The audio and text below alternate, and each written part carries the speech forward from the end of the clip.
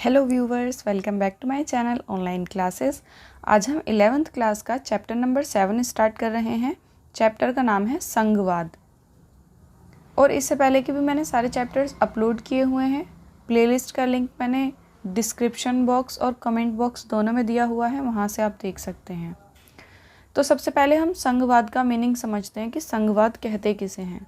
तो देखो, किसी देश में ऐसा होता है कि पूरे देश में एक ही शासन प्रणाली होती है, लेकिन कहीं पे ऐसा होता है कि दो टाइप्स की प्रणाली होती है, दो टाइप्स की सरकारें होती हैं। किसी किसी देश में तो तीन तीन टाइप्स की भी सरकारें होती हैं। जैसे अपना ही देश ले लो, हमारे देश में भारत में दो टाइप की सरकारें होती हैं, पहली राज्य सरकार और दूसरी केंद्रीय सरकार। ठीक है। वैसे तीसरे टाइप की भी एक और सरकार आती है जिसे हम ग्राम पंचायत कहते हैं, लेकिन ये किसी गांव में होती है, किसी गांव में नहीं होती। तो मोस्ट तो दो ही हैं, राज्य सरकार और केंद्रीय सरकार। तो जिस देश में दो या फिर दो से ज़्यादा कितनी भी हो सकती हैं, 3, 4, 5, 6 कितनी भी, ठीक है। जिस देश में दो या दो से ज़्यादा सरकारें होती हैं, ऐसी व्यवस्था को हम संघवाद या फिर संघीय शासन प्रणाली कहते हैं। ठीक है। तो हम इसे समझते हैं इंद्रधनुष की तरह। मान लीजिए जैसे इंद्रधनुष, आकाश में अगर सिर्फ एक ही रंग दिखाई दे तो हमें कैसा लगेगा, वो ज़्यादा खूबसूरत नहीं लगेगा। लेकिन जब हमें इतने सारे रंग साथ में दिखाई देते हैं तो वो बड़े खूबसूरत से लगते हैं। वैसे ही हम संघवाद को भी मान सकते हैं कि सारी सरकारें मिलकर काम करती हैं तो वो अच्छा माना जाता है। क्यों? हमारे देश में ये प्रणाली क्यों अपनाई गई? हमारे देश में ही नहीं, जहाँ पर भी इतनी सारी विविधताएं होती हैं, जो देश बड़े होते हैं, वहाँ पे ज़्यादातर यही प्रणाली अपनाई जाती है। बहुत सारे लोग ये कहते हैं कि ये प्रणाली ब्रिटिशर्स की देन है। अंग्रेज़ों ने जो हमारे ऊपर शासन किया था, ब्रिटिशर्स ने, तो उन्होंने ये प्रणाली अपनाई थी, उन्हीं की नकल से हमने संविधान बना दिया। नो, उनकी नकल से नहीं बनाया। एक्चुअल में हमें सूट ही यही आया, क्योंकि हमारा देश इतना ज़्यादा विविधताओं से भरा हुआ है, इतने सारे धर्म, इतनी सारी जातियाँ, समुदाय, ठीक है। और फिर एरिया वाइज भी बहुत बड़ा है और जनसंख्या वाइज भी बहुत बड़ा है। तो इतनी विविधताओं और इतनी जनसंख्या, हमारा देश अगर माना जाए तो एक महाद्वीप की तरह है, ठीक है, जिसमें कई देश बन सकते हैं। तो इतना बड़ा देश है, तो इतने बड़े देश को संभालने के लिए सिर्फ एक सरकार काफ़ी नहीं थी, इसलिए हमने संघीय शासन प्रणाली चलाई। ठीक है। समझ में आ गया संघीय शासन प्रणाली क्या है और क्यों चलाई? ये यहाँ से यहाँ तक यही दिया हुआ है। ठीक है, ये मैंने आपको समझा दिया। तो संघीय शासन प्रणाली चलती है विश्वास पर, सहनशीलता पर और सहयोग पर। मतलब हमें विश्वास होना चाहिए सरकार पर और सरकार को विश्वास होना चाहिए जनता पर। मतलब सरकार जो भी कर रही है तो हमें विश्वास होना चाहिए कि हमारे भले के लिए है, और उसको करना भी वही चाहिए सरकार को जो हमारे भले के लिए हो। ये नहीं कि हम भला सोच रहे हैं और वो भला कर ही नहीं रही। संघवाद एकता और अनेकता दोनों का ही आदर करता है।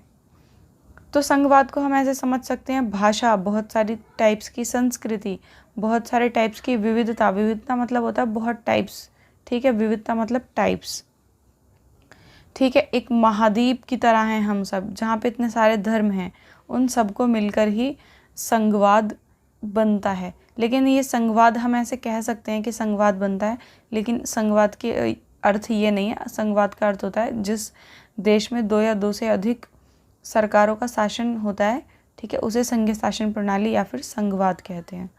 इतना क्लियर है? फिर आगे चलते हैं। आगे यहाँ पे अब हम पढ़ेंगे संघवाद की कुछ मूलभूत अवधारणाएं और विचार। संघवाद के बारे में पढ़ेंगे कि संघवाद में क्या क्या होता है। तो देखो, संघवाद प्रणाली में दो तरह की सरकार होती है, जो हमने समझ लिया। पहली केंद्रीय और दूसरी राज्य या फिर प्रांतीय। राज्य कहें या फिर प्रांतीय कहें, बात एक ही है। केंद्र सरकार वो होती है जो पूरे देश पे शासन करती है। राज्य सरकार वो होती है जो सिर्फ एक राज्य पे शासन करती है। जैसे अभी हमारे देश में बीजेपी केंद्र सरकार में है, वो पूरे देश पे शासन करती है, और सभी राज्यों में अपनी अपनी अलग सरकार है। जैसे दिल्ली में आप सरकार है, यूपी में बीजेपी है, ठीक है, बिहार में कोई और सी सरकार है। इस तरीके से सब जगह अलग अलग है। हमारे देश में इकहरी नागरिकता व्यवस्था है। अब ये इकहरी नागरिकता व्यवस्था क्या है? इकहरी नागरिकता व्यवस्था होती है कि पूरे देश का हमारा सिर्फ एक ही नागरिक माना जाता है। चाहे मैं यहाँ रहूँ दिल्ली में, चाहे मैं केरल चली जाऊँ, चाहे मैं यूपी चली जाऊँ, मध्य प्रदेश, कहीं पर भी जाऊँ, लेकिन मैं कहलाऊँगी भारतीय ही। ठीक है। तो उसे कहते हैं इकहरी नागरिकता। हमें पूरे देश की एक ही आइडेंटिटी मिलती है, एक ही वोटर आई कार्ड मिलता है। ठीक है। दोहरी नागरिकता होती है कि हमें राज्य के हिसाब से अलग नागरिकता मिलती है और देश के हिसाब से अलग नागरिकता मिलती है। जैसे मान लो मैं दिल्ली में रहती हूँ, तो दिल्ली में रहने के लिए तो मुझे अलग नागरिकता मिलेगी और पूरे देश में रहने के लिए अलग मिलेगी।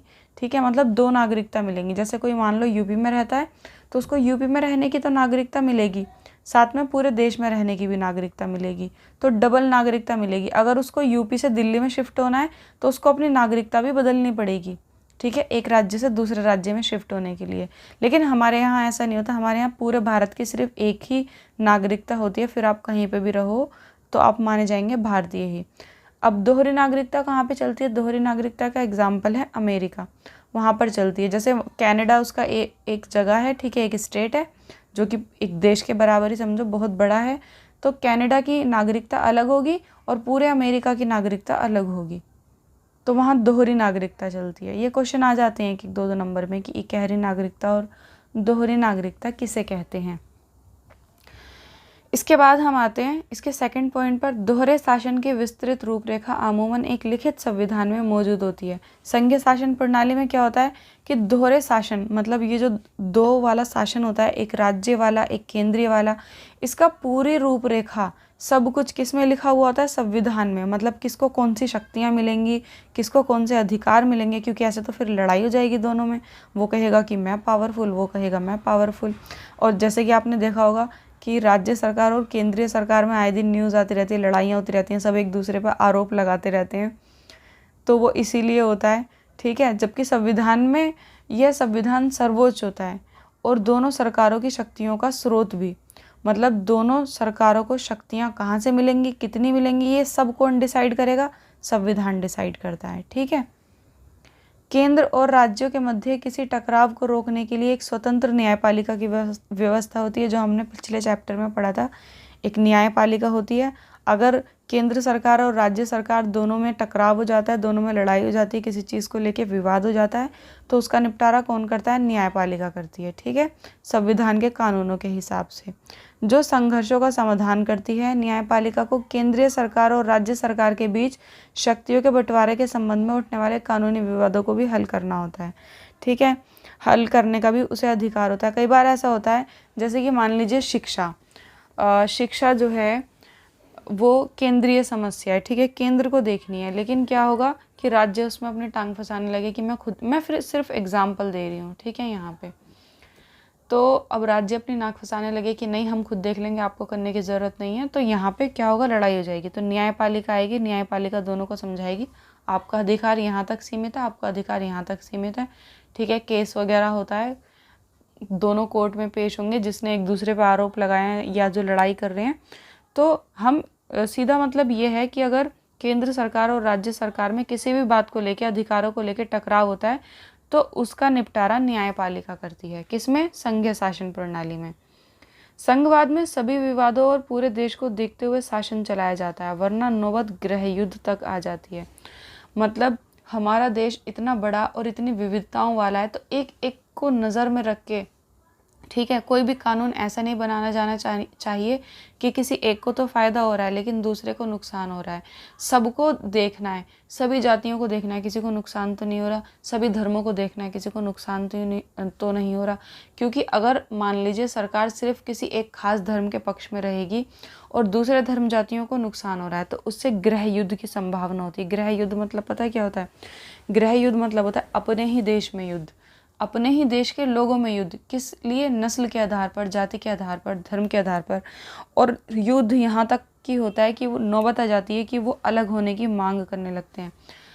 एग्जाम्पल आप घर में ले सकते हैं। जैसे अभी एक फैमिली में अगर 2 बच्चों में या फिर 2 मेंबर्स में भेदभाव किया जाता है, एक को ज़्यादा समझा जाता है और दूसरे को कुछ नहीं समझा जाता, तो एक टाइम ऐसा आ जाता है कि जिसके साथ भेदभाव किया जाता है वो लड़ाई करने लगता है अपने हक के लिए। ठीक है, और फिर एक टाइम ऐसा आता है कि वो अलग होने की मांग करने लगता है। वैसा ही देश में भी होता है। अगर सरकार किसी एक समुदाय, जाति या धर्म के पक्ष में रहती है तो नौबत गृह युद्ध तक आ जाती है। गृह युद्ध मतलब अपने ही देश में, एक ही देश के नागरिकों के बीच में युद्ध, लेकिन उसका आधार कुछ और होता है। जैसे नस्ल के आधार पर, धर्म के आधार पर, रंग के आधार पर, किसी भी आधार पे हो सकता है। तो इसलिए संघवाद में सभी विवादों और पूरे देश को देखते हुए शासन चलाया जाता है, ठीक है, किसी एक को देखते हुए नहीं। इसके बाद हम इसके नेक्स्ट टॉपिक पर आते हैं, भारतीय संविधान में संघवाद। अभी आपने संघवाद समझ लिया, संघवाद में क्या क्या पॉइंट्स होते हैं, किस टाइप का होता है वो समझ लिया। अब हम पढ़ेंगे भारतीय संघवाद के बारे में कि हमारे यहाँ का संघवाद कैसा है। क्योंकि हमारा देश भारत बहुत बड़ा है, ये मैंने आपको बता दिया, क्षेत्र में भी और जनसंख्या में भी, और बहुत ही ज़्यादा विविधताओं से भरा है। जैसे कि मैंने अभी बताया, बहुत सारे धर्म, जाति वगैरह हैं। तो इसलिए आज़ादी से पहले ही अनेक नेता इस बात पर सहमत थे कि भारत में संघीय शासन चले। ऐसा नहीं है कि आज़ादी के बाद सोचा कि ब्रिटिशर्स यहाँ पे संघीय शासन प्रणाली ही छोड़ के गए हैं तो हमें वही अपनानी है, नहीं। उन्होंने आज़ादी से पहले ही ये बात सोच के रखी थी नेताओं ने कि जब हमारा देश आज़ाद हो जाएगा तो हम संघीय व्यवस्था अपनाएंगे। क्योंकि हमारे देश का जो इतिहास है वो जाति धर्म के आधार पर, स्पेशली जातियों के आधार पर बहुत ही बुरा इतिहास रहा है। जातियों और धर्म के आधार पर बहुत ही ज़्यादा भेदभाव रहा है, तो लड़ाई होने के चांसेस ज़्यादा रहते हैं। और फिर बाकी की लड़ाई अंग्रेज़ करवा के भी चले गए, तो इसलिए संघीय शासन व्यवस्था अपनाई गई, ठीक है। इसके बाद हम आते हैं शक्ति विभाजन। शक्ति विभाजन मतलब अब हम बात करेंगे कि केंद्रीय सरकार के हाथ में कौन कौन सी शक्तियाँ होती हैं और राज्य सरकार के हाथ में कौन कौन सी शक्तियाँ होती हैं। तो भारत के संविधान में दो तरह की सरकारों की बात की गई है, पहली केंद्रीय सरकार, दूसरी राज्य सरकार। जैसे कि मैं आपको चैप्टर के स्टार्टिंग में समझा चुकी हूँ। राज्य सरकार को कहीं कहीं पे प्रांतीय सरकार भी हम यूज़ कर सकते हैं, मतलब वर्ड तो समझ जाना कि राज्य सरकार की ही बात हो रही है। जैसे हमारे यहाँ होता है ना, एक ही बच्चे के दो नाम होते हैं, स्कूल का अलग, घर का अलग नाम, वैसे ही समझ लो राज्य सरकार, प्रांतीय सरकार एक ही मतलब है। दोनों की अलग अलग शक्तियाँ होती हैं, पर ज़्यादा शक्तियाँ केंद्र के पास होती हैं, जो पूरे देश को चलाता है, ठीक है। केंद्र सरकार, उसके पास सबसे ज़्यादा पावर होती है, सबसे ज़्यादा जिम्मेदारी भी होती है और सबसे ज़्यादा अधिकार भी होते हैं। संविधान ने आर्थिक और वित्तीय शक्तियाँ केंद्र सरकार के हाथ में सौंपी हैं। मतलब आर्थिक चीज़ों से जितनी भी जुड़े हुए मसले होंगे सब केंद्रीय सरकार के हाथ में होंगे। और वित्तीय शक्तियाँ, वित्तीय मतलब पैसों से जुड़े हुए जितनी भी चीज़ें होंगी, चाहे वो टैक्स की कलेक्शन हो, चाहे वो ऐसा होता है कि जब हमें पावर मिलती है तो हमें जिम्मेदारियाँ भी मिलती हैं, वो सब जिम्मेदारियाँ केंद्र सरकार की होंगी। राज्यों के उत्तरदायित्व बहुत अधिक होते हैं और आय के साधन कम। राज्यों के साथ क्या होता है, राज्यों को जिम्मेदारियाँ तो काफ़ी दी जाती हैं, शक्तियाँ कम दी जाती हैं, ठीक है, शक्तियाँ उनके पास कम होती हैं। ये वो वाली शक्तियों की बात नहीं हो रही है कि आपने ऐसे करा और वहाँ से स्पाइडरमैन की तरह दो धागे निकल आएंगे और आप कूद पड़ेंगे, वो वाली शक्तियाँ नहीं है ये, ठीक है। यहाँ शक्ति का मतलब है सत्ता, पावर। पता है कौन सी वाली पावर, जो संविधान हमें देता है। मतलब संविधान में जैसे लिखा हुआ है कि आप ऐसा होने पर ऐसा कर सकते हैं, ऐसा ना होने पर ऐसा कर सकते हैं, तो वो सबको मानना पड़ता है। ये वो वाली शक्तियों की बात हो रही है, ठीक है। अब हम पढ़ते हैं भारत का संविधान। मतलब भारत का संविधान संघ को कौन कौन सी शक्तियाँ देता है, राज्य को कौन कौन सी शक्तियाँ देता है, और समवर्ती मतलब जो दोनों को ही देता है। तो देखो, संघ में प्रतिरक्षा, जो देश की सुरक्षा का सवाल होता है वो केंद्र के हाथों में होता है। परमाणविक ऊर्जा, विदेश के जितने भी मामले होंगे, युद्ध और शांति, दूसरे देशों से युद्ध हो जाता है, उनसे शांति के मसले, बैंकिंग, रेलवे, डाक और तार, वायुसेना, बंदरगाह, विदेश व्यापार और मुद्रा, ये सब आता है संघ के हाथ में। संघ सरकार का मतलब होता है जो केंद्र में जो सरकार होती है ना, उसको ही संघ सरकार भी कहते हैं, ठीक है। इसके बाद राज्य के हाथ में क्या क्या आता है, कृषि, पुलिस। अब ये कृषि पूरे देश की कृषि की बात नहीं हो रही, सिर्फ अपने राज्य की कृषि। जबकि हम जब संघ की बात कर रहे हैं तो वो रक्षा, पूरे देश की रक्षा, डाक और तार पूरे देश का, बंदरगाह पूरे देश का बंदरगाह, मुद्रा पूरे देश की मुद्रा, ठीक है।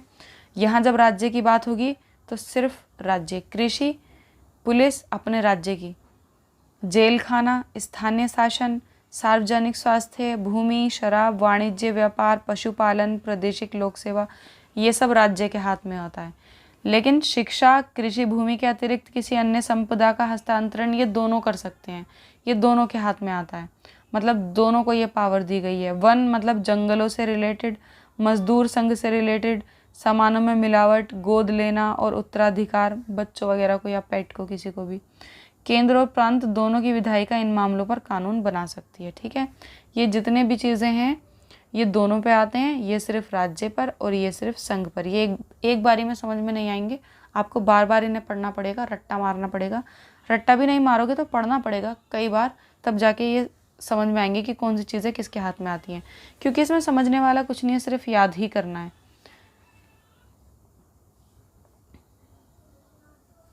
इसमें वे सभी मामले शामिल हैं जिनका उल्लेख किसी भी सूची में नहीं हुआ है। साइबर कानून, साइबर कानून का यहाँ पे ना तो इसमें हमने बात करी, ना इसमें और ना इसमें, तो इन विषयों पर केवल केंद्रीय विधायिका ही कानून बना सकती है साइबर कानून पे, ठीक है, सिर्फ केंद्रीय। तो केंद्र को सबसे ज़्यादा शक्तियाँ प्राप्त होती हैं। सशक्त केंद्रीय सरकार और संघवाद। अब हम पढ़ेंगे कि केंद्र को हमने ये तो पढ़ लिया कौन कौन सी शक्तियाँ प्राप्त होती हैं, लेकिन उसी को अब हम डिटेल में पढ़ेंगे, ठीक है। सशक्त मतलब शक्तियों से भरा हुआ, केंद्रीय सरकार और संघवाद, इसके बारे में देखो। किसी राज्य के अस्तित्व और उसकी भौगोलिक सीमाओं की स्थायित्व पर संसद का नियंत्रण है। जैसे कि अभी बताया कि पूरे देश की सुरक्षा, राज्य की सुरक्षा, कैसी भी सुरक्षा होगी वो केंद्र के हाथ में ही होती है। इसके बाद संविधान में केंद्र को अत्यंत शक्तिशाली बनाने वाले कुछ आपातकालीन प्रावधान हैं। जैसे कि अभी मोदी जी ने आपातकाल लागू नहीं करा था, लेकिन वो जो कोरोना की स्थिति थी वो इमरजेंसी टाइप की ही स्थिति थी, तो उसमें एकदम उन्होंने कानून बना दिया कि कोई भी घर से बाहर नहीं निकलेगा। तो वो इमरजेंसी में बनाया गया ना एकदम कानून, तो इस तरीके के कोई भी कानून केंद्र लागू कर सकता है, जो लागू होने पर हमारी संघीय व्यवस्था को एक अत्यधिक केंद्रीकृत व्यवस्था में बदल देते हैं, ठीक है।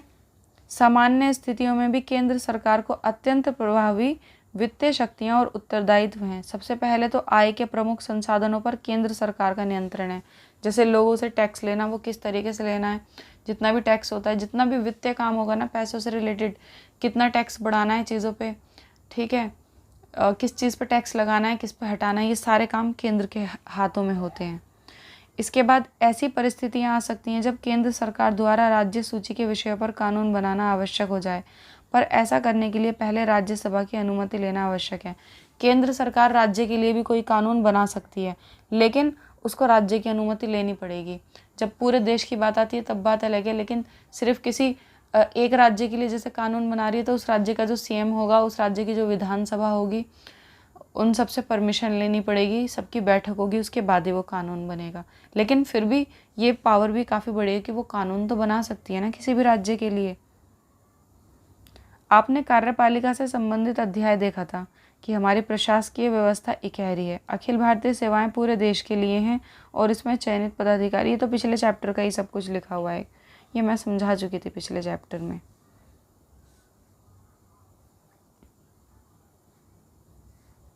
इसके बाद यहाँ देखो, संविधान के दो अन्य अनुच्छेद हैं 33 और 34, संघ सरकार की शक्ति को उस स्थिति में काफ़ी बढ़ा देते हैं जब देश के किसी क्षेत्र में सैनिक शासन, जिसे हम मार्शल लॉ कहते हैं, लागू हो जाए। ये भी केंद्र सरकार के हाथ में होता है, जो केंद्र की शक्ति को और भी बढ़ा देते हैं, जिसे हम सैनिक शासन कहते हैं।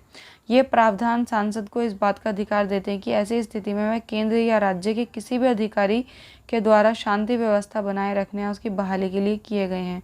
मतलब जैसे कोई ऐसा काम हो गया, मान लो देश में कुछ ऐसा हो गया कि तनाव बना हुआ है, लड़ाई झगड़ा ज़्यादा हो गया और संभालने में नहीं आ रहा, तो ऐसे में केंद्र सरकार सैनिक शासन लागू कर सकती है। सैनिक शासन में ये होता है कि सैनिक अपनी मर्जी से शासन चलाएंगे और उस टाइम कोई भी नेता कुछ नहीं करेगा, तो ये अपने आप में काफ़ी बड़ी पावर है। इसके बाद केंद्र राज्य संबंध। केंद्र राज्य संबंध मतलब ये जो संघीय शासन प्रणाली होती है, इसमें केंद्र सरकार के बीच में और राज्य सरकार के बीच में कैसे संबंध होते हैं। तो संविधान तो मात्र एक फ्रेमवर्क या फिर ढांचा है, जैसे कि बहुत सारे रूल्स बना दिए जाते हैं, लेकिन उसे फॉलो करने का काम ज़्यादा बड़ा है। मतलब इस पर ईंट गारा सुर्खी चूना लगाने का काम राजनीति की वास्तविकताओं द्वारा होता है। मतलब बुक में जो लिखा हुआ है और एक्चुअल में जो लिखा हुआ है वो काफ़ी अलग है। संविधान में जो लिखा हुआ वो बहुत अच्छा है, लेकिन एक्चुअल में जो देश में हो रहा है वो बड़ा अलग है संविधान से, ठीक है। तो वहाँ तो केंद्र की और राज्य शक्तियों को बिल्कुल अलग अलग बांट दिया गया है बड़े अच्छे से, लेकिन क्या एक्चुअल में ऐसा होता है? नहीं। अतः भारतीय संघवाद पर राजनीतिक प्रक्रिया की परिवर्तनशील प्रकृति का काफ़ी प्रभाव पड़ा है। पता है क्यों? जब ये कानून बने थे तब क्या था, 1950 तथा 1960 के दशक के प्रारंभिक वर्षों में जवाहरलाल नेहरू ने भारतीय संघीय व्यवस्था की नींव रखी। ठीक है। और ज़्यादातर इस दौरान क्या हुआ, केंद्र और राज्यों में कांग्रेस का वर्चस्व था। मतलब केंद्र में भी कांग्रेस ही जीतती थी और राज्यों में भी कांग्रेस ही जीतती थी। अब आप ऐसे समझिए, जैसे एक मम्मी है, ठीक है, और उसका बच्चा है, तो वो अपने बच्चे को पूरा प्रोटेक्ट करेगी, ठीक है। लेकिन वहीं अगर बच्चा सौतेला होगा तो वो फिर भी उसको कहीं ना कहीं भेदभाव ज़रूर करेगी। मतलब ये चीज़ अगर मतलब ऐसा नहीं होना चाहिए, लेकिन हम रियल लाइफ में ये चीज़ें देखते हैं। वैसा ही राजनीति में भी होता है कि केंद्र में जो सरकार होती है, राज्य में भी अगर वही सरकार होती है तो उसको तो वो पूरा प्रोटेक्ट करती है, ठीक है। वहीं अगर राज्य में दूसरी सरकार होती है तो वो उस पर तोहमतें लगाती रहती है, उस पर इल्ज़ाम लगाती रहती है और उसको सताती रहती है किसी ना किसी चीज़ से। तो शुरू में क्या था कि केंद्र में भी कांग्रेस थी और राज्य में भी कांग्रेस थी, तो सब कुछ अच्छे से चल रहा था। लेकिन धीरे धीरे कांग्रेस में से लोगों का इंटरेस्ट खत्म होता चला गया और दूसरी सरकारें आने लग गई। नए राज्यों के गठन की मांग के अलावा केंद्र और राज्य के बीच शांतिपूर्ण और सामान्य रहे। लेकिन 1960 के दशक के बीच में कांग्रेस के वर्चस्व में कुछ कमी आ गई और क्या हुआ, राज्यों में अलग अलग सरकारें जीतने लगी। जैसे फॉर एग्जाम्पल अभी केंद्र में बीजेपी है और दिल्ली में कौन सी सरकार है, आप सरकार है। और यूपी में कौन सी सरकार है, यूपी में बीजेपी है। मतलब यूपी जो राज्य है वहाँ बीजेपी है। तो आपने कभी देखा है कि केंद्र सरकार यूपी के सीएम पे कोई इल्ज़ाम लगा रही हो, चाहे वो अगर गलत करेंगे भी तो भी इल्ज़ाम नहीं लगाएगी, ठीक है। तो ये होता है कि अपने का पक्ष करना। लेकिन दिल्ली सरकार में अगर कुछ गलत होगा तो वो फ़ौरन मतलब उस चीज़ को देखेगी। तो ये होता है अपने का पक्ष करना। तो अभी क्या होता है, केंद्र में अलग सरकार होती है और राज्यों में अलग अलग सरकारें होती हैं। तो ये चीज़ें बहुत टकराव का विषय बन जाती हैं। इससे राज्यों की ओर ज़्यादा शक्ति और स्वायत्तता देने की मांग बलवती हुई है। इससे क्या हुआ, राज्य ये कहते हैं कि हमें और ज़्यादा पावर चाहिए। ज़्यादा पावर जो केंद्र के हाथ में है वो नहीं होनी चाहिए, राज्यों के हाथ में भी पावर होनी चाहिए। क्योंकि पीछे प्रमुख कारण ये था कि केंद्र और राज्यों में भिन्न भिन्न दल सत्ता में थे, ठीक है। पहले जब ये कानून बने थे तब राज्य में और केंद्र में एक ही सरकार हुआ करती थी, लेकिन अभी ऐसा नहीं होता। तो अभी टकराव ज़्यादा होते हैं। आखिरकार 1990 के दशक से कांग्रेस का वर्चस्व काफ़ी कुछ ख़त्म ही हो गया अगर देखा जाए, और अब तो लगता है जैसे गायब ही हो गया। और हमने केंद्र में गठबंधन राजनीति के युग में प्रवेश किया। इससे राज्य का राजनीतिक कद बढ़ा, विविधता का आदर हुआ और एक मंझे हुए संघवाद की शुरुआत हुई। मतलब संघवाद कहते किसे वो एक्चुअल में अब पता चल रहा है, क्योंकि पहले तो केंद्र में भी वही था, राज्य में भी वही, ये सब मिलकर काम कर रहे हैं। लेकिन जब राज्य में अलग सरकार होती है और केंद्र में अलग होती है तो कहाँ कमी रह गई, बात का पता एक्चुअल में तब चलता है। इसके बाद आते हैं स्वायत्तता की मांग। समय समय पर अनेक राज्यों और राजनीतिक दलों ने राज्यों को केंद्र के मुकाबले ज़्यादा स्वायत्तता देने की मांग उठाई। ऐसे टाइम मतलब आते रहे कि जब जब राज्यों ने कहा है कि हमें और ज़्यादा पावर्स चाहिए, हमें और ज़्यादा स्वतंत्रता चाहिए, क्योंकि बहुत सारी चीज़ों में ऐसा होता है कि राज्य कुछ नहीं कर सकते। केंद्र जैसे कि स्कूल में होता है ना कि टीचर्स, बहुत सारे टीचर्स कुछ नहीं कर सकते प्रिंसिपल के होते हुए, ठीक है। बहुत सारे रूल्स होते हैं, वैसे ही रूल्स होते हैं कि केंद्र सरकार के होते हुए राज्य सरकार बहुत सारी चीज़ें नहीं कर सकती। तो उन चीज़ों में वो डिमांड करते हैं कि हमें और ज़्यादा स्वतंत्रता चाहिए काम करने के लिए। विभिन्न राज्यों और दलों के लिए स्वायत्तता का अलग अलग मतलब हो सकता है। ये नहीं कि सबको, जैसे किसी के लिए स्वायत्तता का मतलब हो सकता है कि पुलिस सेवा हमें अपने हाथों में चाहिए, केंद्र में नहीं होनी चाहिए। किसी के लिए हो सकता है कि शिक्षा खुद के हाथों में होनी चाहिए, या फिर कृषि। बहुत सारे मसले, बहुत सारी चीज़ें होती हैं। तो स्वायत्तता या स्वतंत्रता जो भी उनको चाहिए उसका मतलब सभी राज्यों का अलग अलग हो सकता है, ठीक है। जैसे कभी कभी इन मांगों के पीछे ये इच्छा होती है कि शक्ति विभाजन को राज्यों के पक्ष में बदला जाए तथा राज्यों को ज़्यादा तथा महत्वपूर्ण अधिकार दिए जाएं। जैसे ये जो पावर्स को जो बांटा हुआ है ना, तो क्या किया हुआ है, केंद्र सरकार के हाथ में ज़्यादा पावर्स हैं तो राज्यों के हाथ में ज़्यादा पावर्स दी जाएं, ये होता है। एक अन्य मांग ये है कि राज्य के पास आय के स्वतंत्र साधन होने चाहिए। मतलब जैसे ये डिसाइड भी केंद्र सरकार करती है कि कौन से राज्य को कितना पैसा दिया जाएगा, और फिर उसमें उस राज्य को जो भी है वो करना पड़ता है। तो इसकी भी स्वतंत्रता होनी चाहिए कि राज्य खुद ही पैसे का बंदोबस्त, मतलब टैक्स वगैरह खुद ही ले। स्वायत्तता की मांग का तीसरा पहलू प्रशासकीय शक्तियों से संबंधित है। विभिन्न राज्य प्रशासनिक तंत्र पर केंद्रीय नियंत्रण से नाराज रहते हैं। मतलब हर चीज़ पे केंद्र का नियंत्रण होता है, अगर राज्य कई बार कुछ करना भी चाहता है राज्य, तो क्या होता है, केंद्र जानबूझकर उस पर रोक लगा देता है कि ऐसा ना हो कि ये सरकार अगर कुछ करेगी और इसने अच्छा किया, लोगों को पसंद आया तो अगली बार केंद्र में यही आके ना बैठ जाए, तो ये भी उन्हें डर रहता है ना, तो वो कई बार अच्छा काम भी नहीं करने देते, तो इसलिए राज्य ज़्यादा पावर्स की मांग करते हैं। इसके अतिरिक्त स्वायत्तता की मांग संस्कृति और भाषाई मुद्दों से भी जुड़ी हुई हो सकती है, जैसे तमिलनाडु में हिंदी के वर्चस्व का विरोध और पंजाब में पंजाबी भाषा और संस्कृत के प्रोत्साहन की मांग इसके कुछ उदाहरण हैं। कई जगह पर इस तरीके की भी डिमांड्स हैं कि हमें हिंदी भाषा नहीं चाहिए, हमें कोई दूसरी लैंग्वेज चाहिए, ठीक है, इस तरीके की, मतलब सबकी डिमांड्स अलग अलग हैं राज्यों की, तो सबकी स्वायत्तता का जो मतलब है वो अलग अलग हो सकता है। इसके बाद हम नेक्स्ट टॉपिक पर आते हैं, राज्यपाल की भूमिका तथा राष्ट्रपति शासन। राज्यपाल की भूमिका केंद्र और राज्यों के बीच हमेशा ही विवाद का विषय रही है। राज्यपाल निर्वाचित पदाधिकारी नहीं होता। अधिकतर राज्यपाल सेनावृत्ति, सैन्य अधिकारी, लोक सेवक या राजनीतिज्ञ हुए हैं। फिर राज्यपाल की नियुक्ति केंद्र सरकार द्वारा होती है। कहने का मतलब ये है कि राज्यपाल के फैसलों को अक्सर राज्य सरकार के कार्यों में केंद्र के हस्तक्षेप के रूप में देखा जाता है। मतलब ये कि राज्य सरकार अगर कोई काम कर रही होती है तो राज्यपाल हमेशा उसमें अपनी टांग अड़ाता है, ठीक है, हमेशा उसमें अपनी टांग अड़ाता है, हाथ अड़ाता है, तो हमेशा उसे देखा जाता है कि केंद्र सरकार राज्य सरकार के कामों में हस्तक्षेप कर रही है, इसी टाइप में उसको देखा जाता है। संविधान के सर्वाधिक विवादास्पद प्रावधानों में से एक है अनुच्छेद 356। सबसे ज़्यादा इस पर विवाद होते हैं। क्यों? क्योंकि इसके द्वारा राज्यों में राष्ट्रपति शासन लागू किया जा सकता है। किसमें? राज्यों में। इसमें क्या होता है, इस प्रावधान को किसी राज्य में तब लागू करते हैं जब ऐसी स्थिति उत्पन्न हो गई हो कि उस राज्य का शासक इस संविधान के प्रावधानों के अनुसार नहीं चलाया जा सकता। मतलब जैसे अगर ये लगे केंद्र सरकार को कि कोई राज्य का जो सीएम है वो ठीक से कानून नहीं मान रहा या राज्य की शक्तियों का गलत उपयोग कर रहा है, तो वहाँ की सरकार को हटाकर वहाँ पर राष्ट्रपति शासन चलाया जा सकता है। अब ऐसे में क्या होता है कि कई बार गलत इल्ज़ाम लगाकर, जैसे आपस में चिढ़ होती है केंद्र सरकार को राज्य सरकार से, तो गलत इल्ज़ाम लगाकर और वहाँ पर राष्ट्रपति शासन लागू कर देते हैं, सरकार गिरवा देते हैं। तो इस तरीके से इसलिए ये कानून ज़्यादा विवादों में आता है। राष्ट्रपति शासन को अधिकतम 3 वर्षों तक बढ़ाया जा सकता है, मतलब 3 वर्ष तक राष्ट्रपति वहाँ पर शासन कर सकता है, लेकिन उसके बाद तो फिर सरकार ही बनानी पड़ेगी। जब तक सरकार नहीं बनती तब तक राज्यपाल को यह अधिकार है कि वह राज्य सरकार को बर्खास्त करने तथा राज्य विधानसभा को निलंबित या विघटित करने की अनुशंसा कर सके। यह भी अधिकार है, वो वहाँ की सरकार को हटा सकते हैं, राज्य की सरकार को, ठीक है, वहाँ की जो विधानसभा होती है उसको हटा सकते हैं।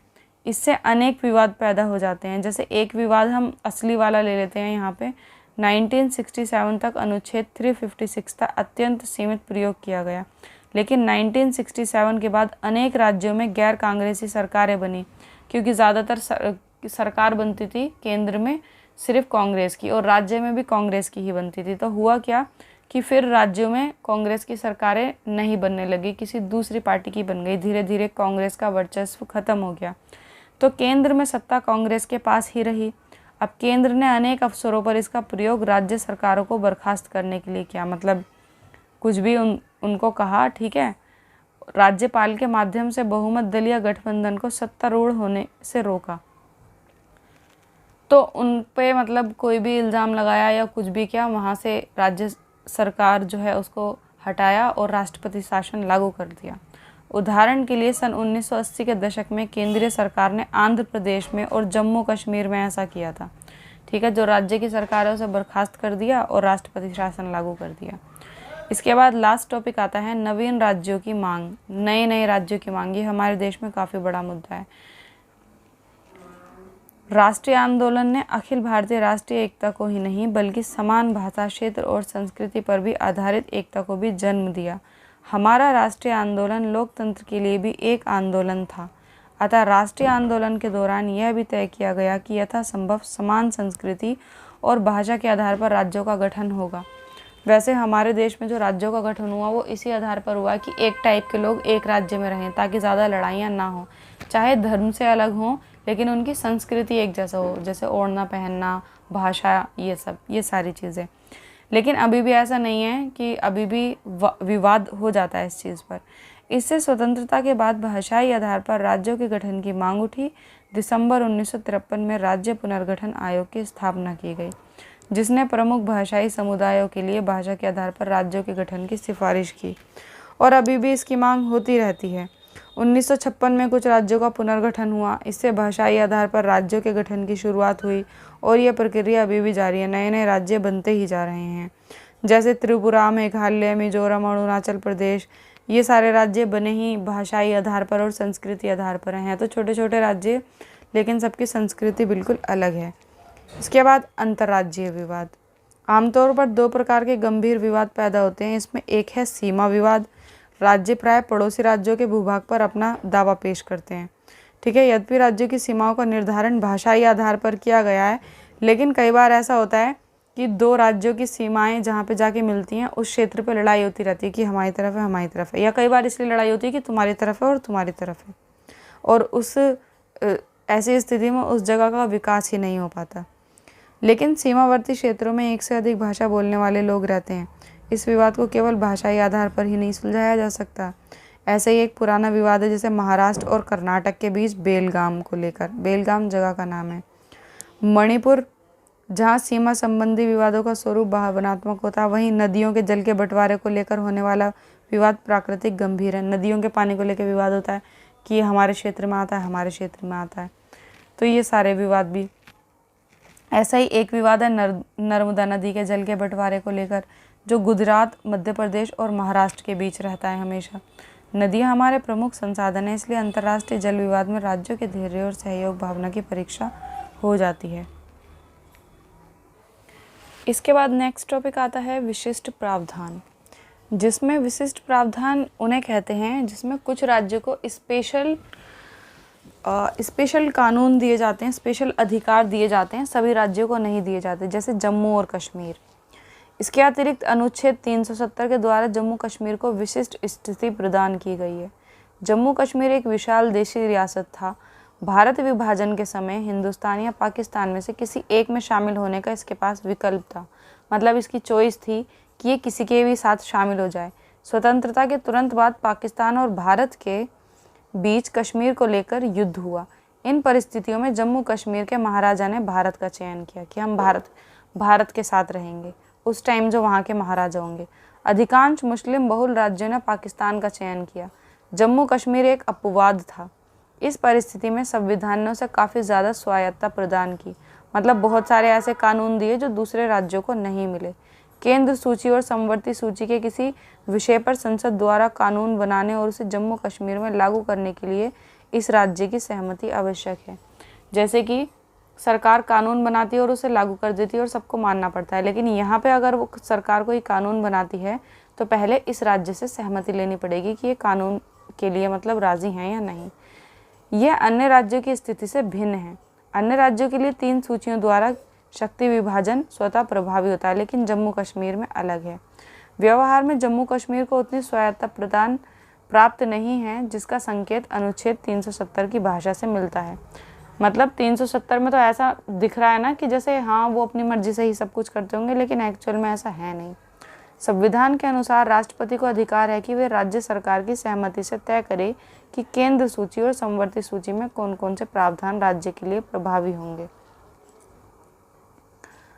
अनेक लोगों की मान्यता है कि संघीय व्यवस्था में शक्तियों का औपचारिक और समान विभाजन संघ की सभी इकाइयों पर समान रूप से लागू होना चाहिए। अतः जब भी ऐसे विशिष्ट प्रावधानों की व्याख्या संविधान में की जाती है तो उसका कुछ विरोध भी होता है। इसी के साथ आपको ये चैप्टर कंप्लीट हो जाता है। आई होप आपको चैप्टर अच्छा लगा होगा। मिलते हैं नेक्स्ट वीडियो में। Bye guys.